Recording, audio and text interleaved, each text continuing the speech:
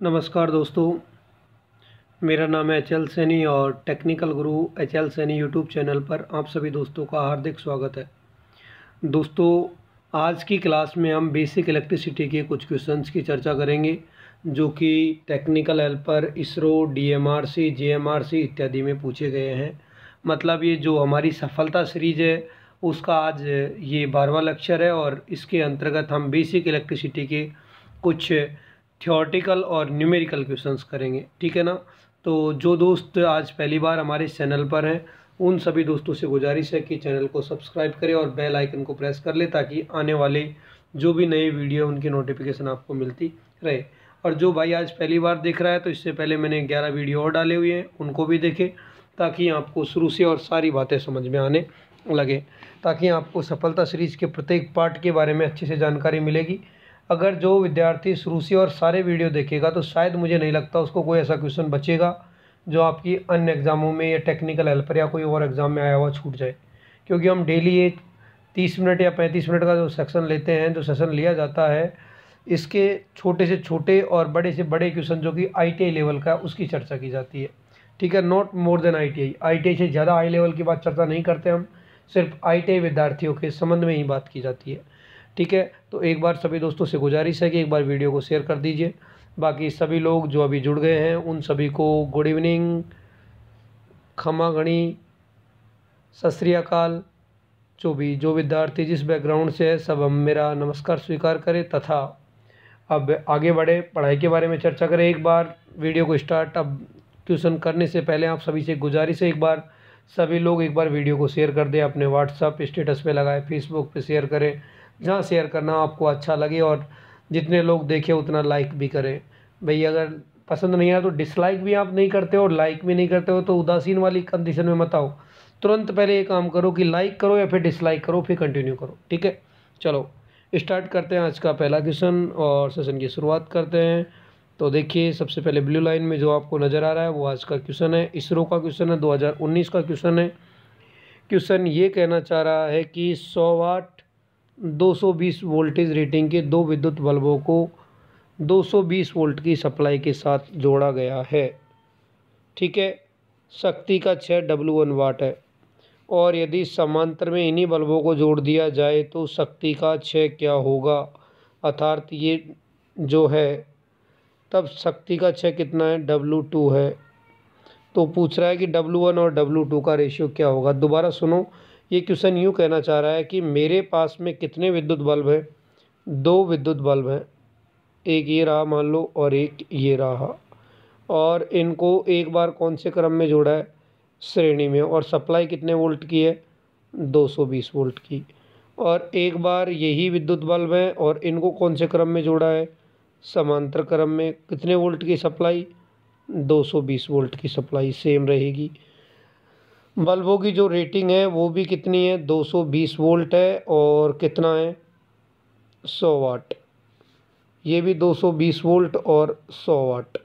तो सुनो मेरी बात दोस्तों कि जब विद्युत बल्बों को हम श्रेणी क्रम में जोड़ते हैं और सभी की वोल्टेज रेटिंग समान हो और सप्लाई की भी वोल्टेज रेटिंग समान होती है, तो उसका हमने सीधा सूत्र बता रखा आप लोगों को कि जो शक्ति खर्च होगी वो दोनों बल्बों के गुणनफल बटे दोनों बल्बों के योगफल के बराबर होगी।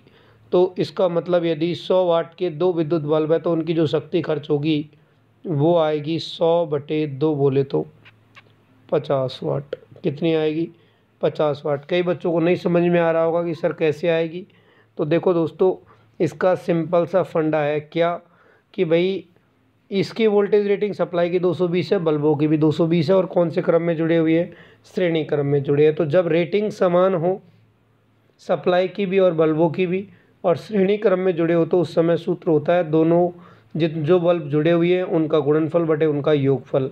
तो 100 गुणा 100/100 प्लस 100 करूँगा तो 10,000 में कितने का भाग लगाना पड़ेगा, 200 का, तो वैल्यू कितनी आएगी, 50। और समांतर क्रम में बल्ब उतनी शक्ति खरेंगे जितनी उनकी रेटिंग है। तो 100 वाट का है, 220 वोल्ट, तो ऐसे दो है तो शक्ति खर्च कितनी हो जाएगी, 100 + 100 200।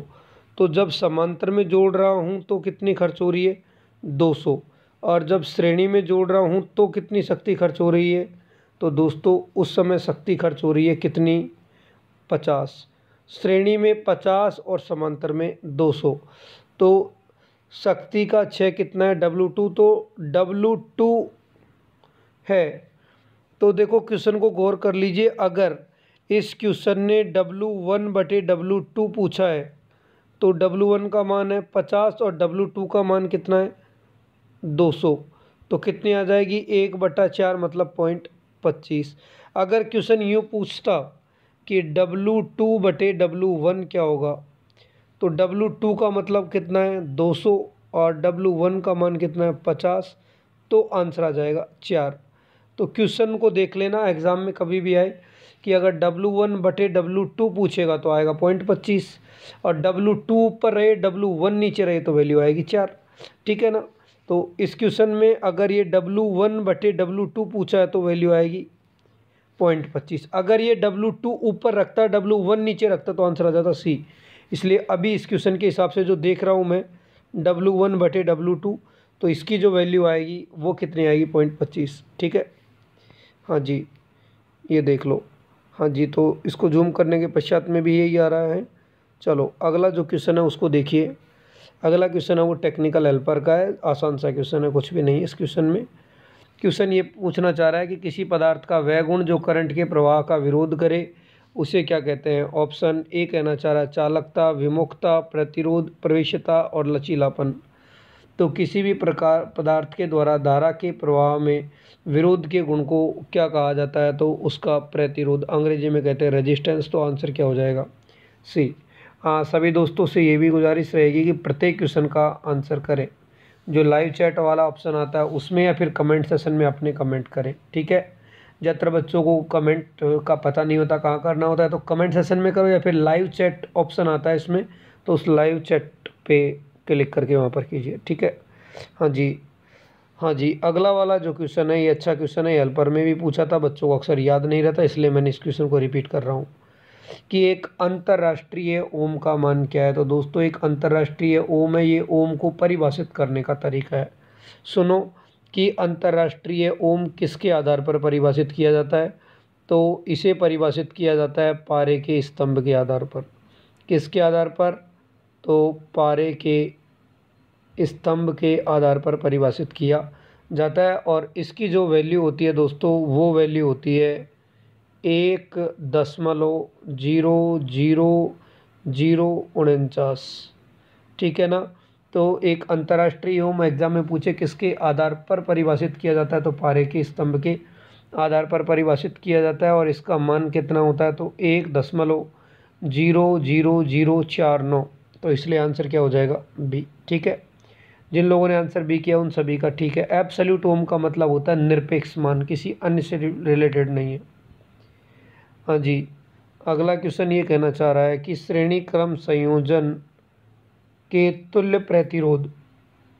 तो श्रेणी क्रम संयोजन क्या होता है, तो प्रतिरोधों का वह संयोजन जिसमें धारा के लिए केवल एक ही मार्ग होता है श्रेणी क्रम संयोजन कहलाता है।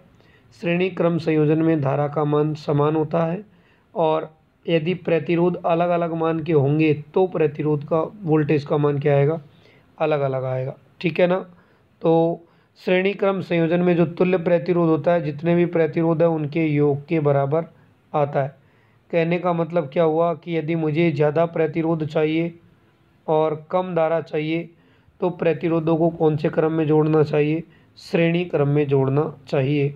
तो श्रेणी क्रम में क्या होगा कि जो तुल्य प्रतिरोध का मान आएगा अधिकतम मान के प्रतिरोध से भी अधिक प्राप्त होगा। तो देख लो, ये हेल्पर में पूछ लिया कि श्रेणी क्रम संयोजन में क्या होता है, तो सबसे अधिक मान के प्रतिरोध से भी क्या प्राप्त होता है, अधिक प्राप्त होता है। किसका मान, तुल्य प्रतिरोध का मान। अगर यही क्वेश्चन होता कि समांतर क्रम संयोजन में तुल्य प्रतिरोध का मान क्या होता है, तो फिर इसका उत्तर आ जाता सी, कि कम से कम मान के प्रतिरोध से भी कम प्राप्त होता है। ठीक है, कब, समांतर में। श्रेणी में ज़्यादा से भी ज़्यादा अर्थात ज़्यादा प्रतिरोध और कम धारा प्राप्त करनी हो तो प्रतिरोधों को श्रेणी क्रम में जोड़ते हैं, और ज़्यादा धारा और कम प्रतिरोध चाहिए तो ऐसी स्थिति में प्रतिरोधों को समांतर में जोड़ते हैं। ठीक है दोस्तों, चलो आगे बढ़ते हैं अगले क्वेश्चन की ओर। देखो क्वेश्चनों के आप लोगों को रिप्लाई भी करना है, ऐसी बात नहीं है कि वो टाइम पास के ज़रिए कोई सोच रखा होगा आपने, तो ऐसा नहीं है। हाँ जी, अगला क्वेश्चन क्या कहना चाह रहा है, ये जूनियर इंस्ट्रक्टर का क्वेश्चन है 2019 का। कहना चाह रहा है कि यदि किसी धातु के एक समान चालक का प्रतिरोध खालिस्तान के समानुपाती होता है, तो ये तो आप अच्छी तरीके से पढ़े हो कि चालक का जो प्रतिरोध होता है वो लंबाई के समानुपाती और कटाक्ष क्षेत्रफल के क्या होता है, विलोमानुपाती। तो क्वेश्चन में पूछा किसके समानुपाती, अनुक्रमानुपाती बोल दो, समानुपाती बोल दो, अंग्रेजी में प्रोपोर्शनल बोल दो, एक ही बात है ना। तो लंबाई के समानुपाती होता है। कहने का मतलब यह है कि अगर चालक पदार्थ की लंबाई बढ़ेगी तो प्रतिरोध के मान में क्या होगी, वृद्धि होगी। ठीक है। हाँ जी, अगले क्वेश्चन को देखिएगा ज़रा, बड़ा प्यारा क्वेश्चन है ये। और क्वेश्चन क्या कहना चाह रहा है कि 100 ओम मान के कितने प्रतिरोध है, 100 प्रतिरोध समांतर क्रम में जुड़े हैं, तो तुल्य प्रतिरोध क्या होगा। तो दोस्तों जब समान मान के प्रतिरोध समांतर में जुड़ते हैं तो तुल्य प्रतिरोध का सूत्र क्या होता है, RT बराबर R/N। तो कितने मान का प्रतिरोध है, 100 मान के, ऐसे कितने 100 हैं, तो तुल्य प्रतिरोध कितना आएगा, 1 ओम। इसलिए इस क्वेश्चन का आंसर क्या आएगा, सी। जिन भाइयों का आंसर सी आया सबका करेक्ट है, ठीक है ना। हाँ जी दोस्त, शेयर करने में थोड़ी कंजूसी कर रहे हो तो कंजूसी करने की ज़रूरत नहीं है, ठीक है ना। जितने लोग लाइव देखें, जुड़ें, तो थोड़ा मज़ा आता है, फीलिंग आती है कि यार हाँ बच्चे भी पढ़ रहे हैं और हमारी मन करता है कि हाँ बच्चे भी देख भी रहे हैं, ठीक है ना। ऐसा नहीं कि लो 1 मिनट देखा स्किप करके छोड़ दें। आप देख रहे हो एक भी ऐसा क्वेश्चन नहीं है जो टाइम पास के लिए करवाया जा रहा हो, सारे पिछली साल की करवा रहा हूँ। तो आपको भी सपोर्ट करना चाहिए कि सर मेहनत हमारे लिए ही तो कर रहे हैं, तो आप लोगों के लिए मैं मेहनत कर रहा हूँ। इसका कतई मतलब ये नहीं कि आप इस चीज़ के मज़े उड़ाओगे, तो आपको सपोर्ट भी करना पड़ेगा, ऐसा नहीं है। नहीं तो आप अगर आप नहीं चाहते हो तो आप मना कर दो, कल से ही वीडियो नहीं आएंगे, ऐसी कोई बड़ी बात नहीं है। मैं भी इतना पागल नहीं हूँ कि मैं सिर्फ टाइम पास करने के लिए सेशन बनाता हूँ, ठीक है ना। चलो अगला सेशन, आपको अगर पता हो तो मेरी तबीयत ख़राब होने के पश्चात में मैं वीडियो बना रहा हूँ ताकि बच्चों का कोई नुकसान ना हो, ठीक है ना। हाँ जी, अगला क्वेश्चन है कि एक विद्युत बल्ब 200 वोल्ट आपूर्ति पर 100 वाट शक्ति देने के लिए बनाया गया है, तो बल्ब में प्रवाहित होने वाली धारा का मान क्या होगा। कहने का क्या मतलब हुआ कि जो बल्ब है उसकी सप्लाई वोल्टेज है 200 और शक्ति है कितनी, 100। तो दोस्तों पूछना क्या चाह रहा है, धारा। तो वोल्टेज, धारा और शक्ति के बीच में यही रिश्ता होता है, P बराबर VI। तो P का मान तो कितना दे रखा है, 100, V का मान कितना दे रखा है, 200, और किसका मान पूछना चाह रहा है, I का मान पूछना चाह रहा है। तो भाग लगाएंगे, 100 में 200 का मतलब 1/2, और 1/2 के हिसाब से अगर ये वैल्यू आना चाहिए तो 0.5 आनी चाहिए। तो 0.5 से तो ज़्यादा धारा जाने की कोई संभावना नहीं है सर। 0.5 से ज़्यादा, 0.5 के समीप तो 0.45 भी आता है और 0.55 भी आता है। बताओ आंसर बी करें या सी करें। तो मेरी बात को एक बार गौर से सुनो, क्योंकि जब भी कोई चालक तार से धारा प्रवाहित होगी तो वो गर्म होगा, तो गर्म होकर के उसका प्रतिरोध बढ़ता ही है, तो प्रतिरोध बढ़ेगा तो धारा का मान घटेगा ही। इसलिए जब कोई चालक वाला क्वेश्चन आए और बिल्कुल समीप आंसर हो तो कम वाले की तरफ ही फोकस करना पड़ेगा। क्यों, क्योंकि चालकों का प्रतिरोध तापमान के बढ़ने के साथ में बढ़ता है और चालकता घटती है, मतलब धारा के मान में कमी होगी। तो ओरिजिनली ये 100 वाट शक्ति है 200 वोल्ट का, लेकिन जब अगर धारा प्रवाहित होगी तो इसका प्रतिरोध बढ़ेगा जिससे धारा के मान में कमी होगी। इसलिए फाइनली आरएमएस वैल्यू के रूप में अगर इसको देखते हैं तो ये वैल्यू 0.5 की तुलना में हम किसको प्रेफर करेंगे, 0.45 को। हालांकि देखो ये मेरे टाइम का क्वेश्चन है, एक सर ने इसका ऑब्जेक्शन भी लगाया था, लेकिन आयोग ने अंततः इसको बोला कि ये 0.45 ही रहेगा। कई लोगों ने बोला कि इस क्वेश्चन को डिलीट करना चाहिए, लेकिन इसका जो कारण मुझे जहाँ तक आइडिया लगा वो यही है कि भाई बल्ब में धारा प्रवाहित होगी तो तंतु गर्म होगा, और जब तंतु गर्म होगा तो उसका प्रतिरोध बढ़ेगा, और प्रतिरोध बढ़ेगा तो इसका मतलब जब बल्ब जलेगा तो स्टार्टिंग में धारा ज़्यादा होती है और बाद में धारा के मान में थोड़ी सी क्या होती है, कमी होती है। इसलिए 0.45 ज़्यादा करेक्ट है, ठीक है ना। तो जी किसी के मन में डाउट हो तो और भी आप मुझे कमेंट कर सकते हो कि सर और ज़्यादा क्लियर किया जाए, तो मैं आपको क्लियरिफाई कर दूँगा, ठीक है ना। क्वेश्चन मैं तेज़ गति से नहीं पढ़ाता हूँ, तसल्ली से पढ़ाता हूँ, मेरी पढ़ाने की स्टाइल है। ऐसा नहीं कि लो सर फटाफट से करवा दिया जाए। तो मैं क्लास हो चाहे कहीं पर भी हो, जब तक कोई क्वेश्चन समझ में नहीं आए तो उसको पढ़ाने का कोई औचित्य नहीं है। हाँ जी, ये कह रहा है कि कूलाम का बल और गुरुत्वाकर्षण बल समान खालिस्तान का पालन करते हैं। तो देखो एक बार आप कूलाम का नियम सुनो। कूलाम का नियम कहता है दो आवेशों के बीच में लगने वाला बल। तो दो आवेशों के बीच में लगने वाले बल का सूत्र होता है Q1 Q2 बटे आर स्क्वायर। ठीक है। और दो द्रव्यमानों के बीच में लगने वाले बल का सूत्र होता है G(m1 m2 बटे आर स्क्वायर। तो दोनों में क्या सब विशेषता आ रही है कि दोनों हैं वो दूरी के व्युत्क्रम वर्ग के नियम का पालन करते हैं। मतलब वे दूरी तो है लेकिन उसका क्या हो रहा है, वर्ग हो रहा है उल्टा होकर के। तो ये ओम के नियम का नहीं, एम्पियर के नियम का नहीं, तो ये स्क्वायर लॉ मतलब व्युत्क्रम वर्ग के नियम का पालन करते हैं। तो दोस्तों इस क्वेश्चन का जो आंसर आएगा दोस्तों वो आएगा सी, कि ये व्युत्क्रम वर्ग के नियम का पालन करते हैं। कौन से नियम?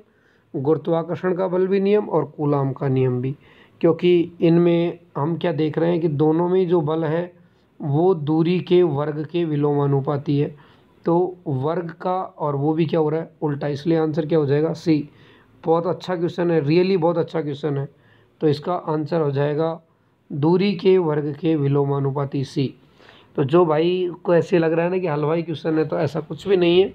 पिछले सालों के वो भी मैं जो अच्छे अच्छे क्वेश्चन होता है ना वही कराता हूँ। ऐसा नहीं कि सिर्फ टाइम पास वाले, जिसमें आपको लगे कि यार हाँ एक्चुअल में इसमें मेरी मेहनत हो रही है, तो मैं वही क्वेश्चन करवाने की ज़्यादा फोकस करता हूँ ताकि बच्चों को फ़ायदा हो। नॉर्मल क्वेश्चनों को तो आप खुद भी कर लेते हो ना, बात ये है। हाँ जी, अगला क्वेश्चन है बड़ा अच्छा, और वो बोलते हैं तीखी मिर्च वाला क्वेश्चन है ये। देखो ज़रा इसको। क्वेश्चन ये कहना चाह रहा है कि दो प्रतिरोध R1 और R2 श्रेणी क्रम में जोड़ने पर तुल्य प्रतिरोध ये आता है। तो श्रेणी क्रम में जोड़ने का मतलब R1 प्लस R2 का मान कितना आना चाहिए, 4.5 ओम। और जब इन्हें समांतर क्रम में जोड़ते हैं तो तुल्य प्रतिरोध कितना, 1। तो समांतर में जोड़ने का मतलब दोनों का गुणनफल बटे दोनों का योगफल। सही है कि नहीं है? तो इसका मान कितना आना चाहिए, 1। तो अब कौन कौन से ऐसे ऑप्शन हैं जिनमें दोनों को जोड़ने पर 4.5 आ रहा हो? तो देखो पहले वाले को चेक करके देखो, 3 और 4 7, तो ये तो ऐसे ही गलत हो गया। दूसरे वाले को जोड़ते हैं तो 3 और 9 12, ये भी ऐसे ही गलत हो गया, क्योंकि दो प्रतिरोधों को जोड़ने पर आना चाहिए कितना श्रेणी क्रम में, 4.5। देखो इधर सी को छोड़ो, चाहे सी को भी जोड़ के देख लो कितना आ रहा है, 4.5।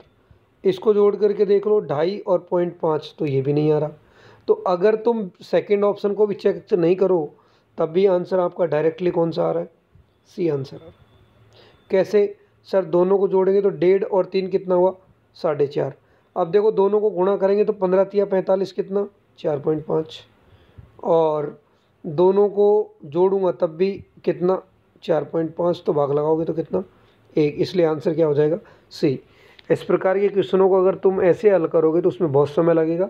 ऐसे क्वेश्चंस ऑप्शन से बड़े प्यार से और आसान तरीके से हल हो पाते हैं। ठीक है ना डियर? चलो अगला क्वेश्चन लेते हैं हम।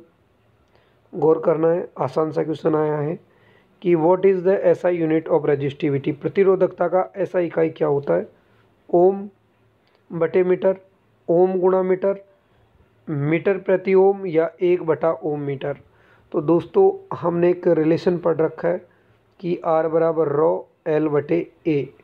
तो अगर मुझे किसका मान चाहिए, ρ का, तो अगर ρ का मान चाहिए तो R A बटे क्या हो जाएगा, L।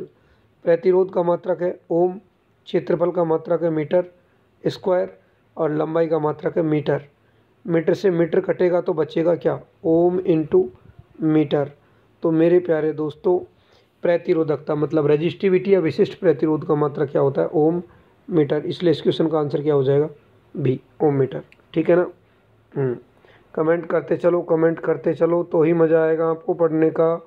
हाँ जी, अगला क्वेश्चन क्या कहना चाह रहा है कि यदि वास्तविक करंट कितना हो, 200 एम्पियर, और बेस करंट कितना हो, 20 एम्पियर, तो पर यूनिट करंट का मान क्या होगा। पी यू का मतलब होता है बेटा पर यूनिट।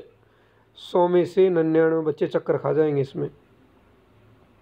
पर यूनिट को शॉर्ट में क्या बोलते हैं, PU। तो अब देख लो तुम, हरियाणा लाइनमैन 2020 का क्वेश्चन है, पर यूनिट तक की तुम्हारी बातें आ गई है और लोग बोल रहे हैं ना कि I = Q/T पढ़ लो। तो जो बच्चा पढ़ेगा उसको पता लगेगा ना। तो पहले तो मैं आपको बताता हूँ पर यूनिट का मतलब होता क्या है। तो पर यूनिट का मतलब होता है वास्तविक मान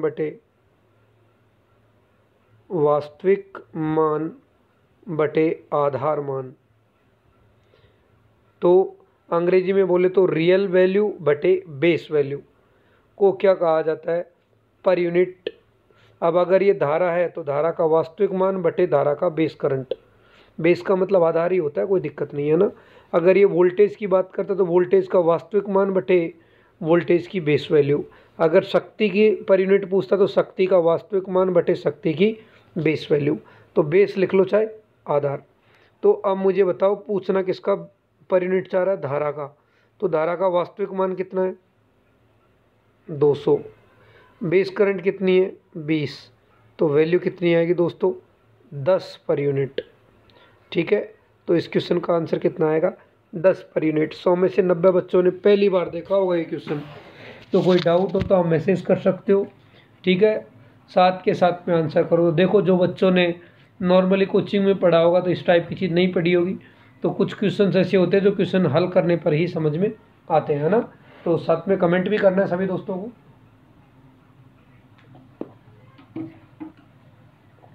तो ये कारण है कि जब हम क्वेश्चन हल करते हैं तो कुछ नई चीज़ें भी सीखने को मिलती, इसलिए डेली क्लास लोगे तो हो सकता है और भी बहुत सारी नई नई चीज़ें आपको सीखने को मिलेगी।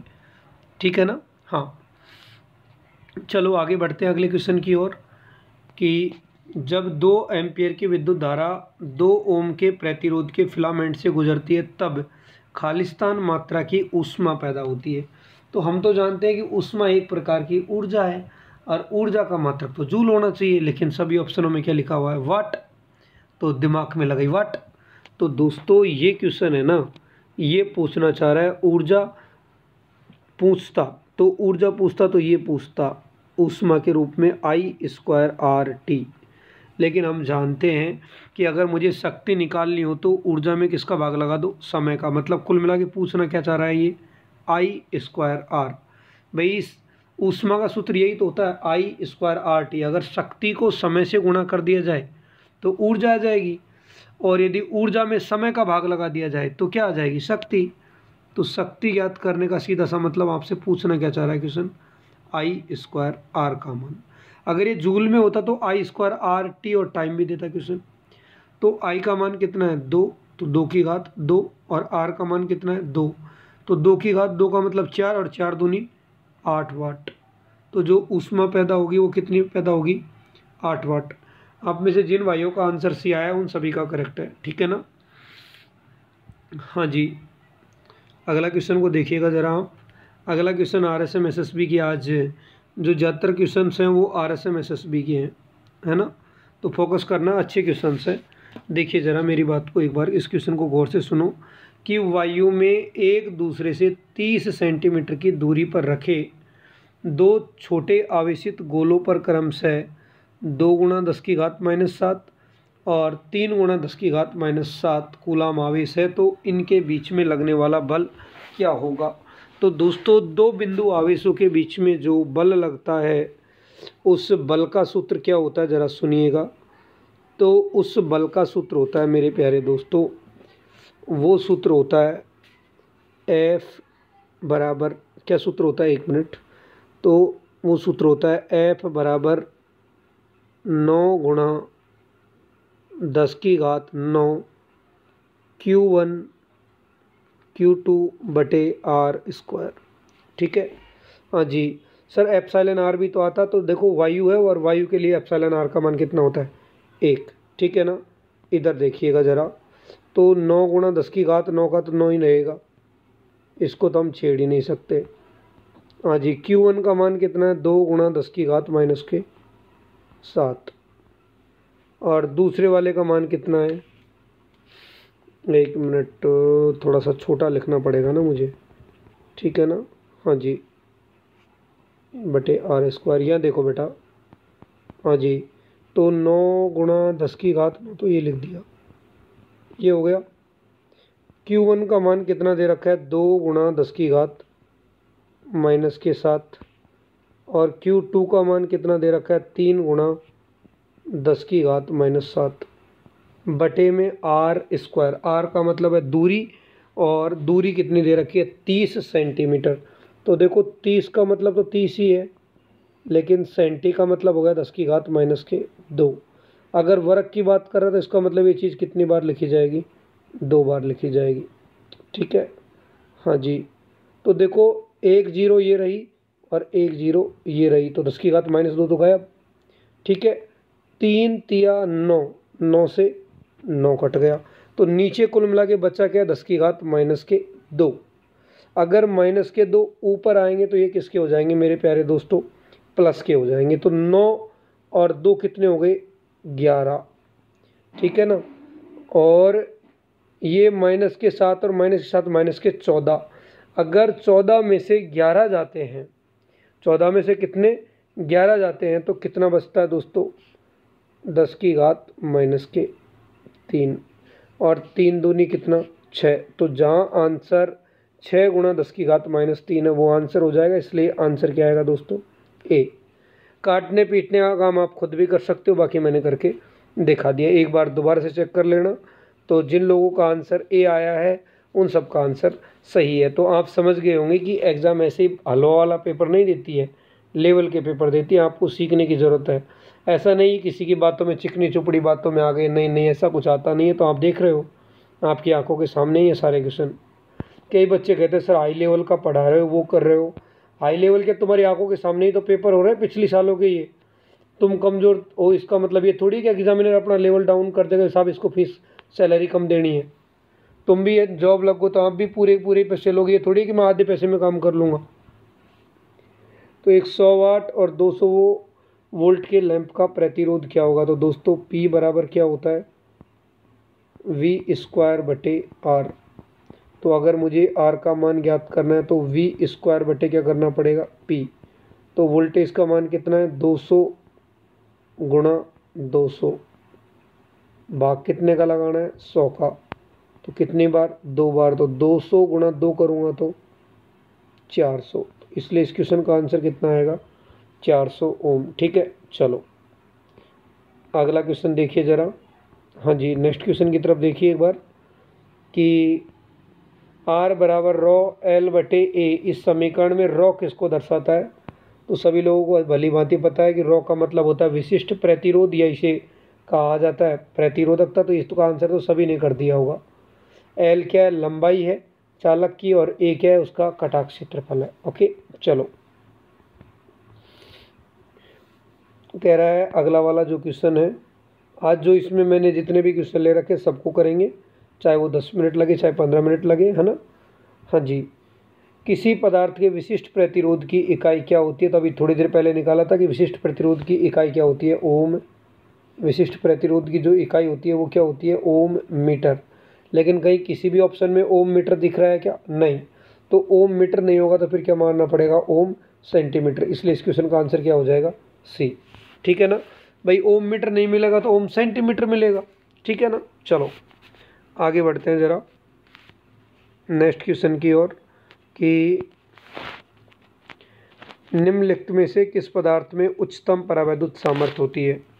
तो एयर, SF6 कागज़, और V खनिजित जल। तो दोस्तों जो हमारे SF6 गैस होती है, जो आजकल वर्तमान में सर्किट ब्रेकर आ रहे हैं वो SF6 गैस के आ रहे हैं, क्योंकि इसकी परावैद्युत सामर्थ्य वायु से 2 से 3 गुणा अधिक होती है। इसलिए सबसे उच्चतम परावैद्युत सामर्थ्य दिए गए ऑप्शन में किसकी होती है, SF6 गैस की। SF6 क्या है, तो SF6 एक इलेक्ट्रोनेगेटिव गैस है जो कि इलेक्ट्रॉनों को आकर्षित करती है तथा आर्क क्विंचिंग का काम करती है, आग को बुझाने के लिए माध्यम का काम करती है। इसलिए इसका उपयोग वर्तमान में सर्किट ब्रेकर में किया जाता है। इसलिए वर्तमान में सर्किट ब्रेकर का नाम ही आपने सुना होगा SF6 सर्किट ब्रेकर, जिसका उपयोग उच्च वोल्टेज वाले सर्किट ब्रेकर में करते हैं।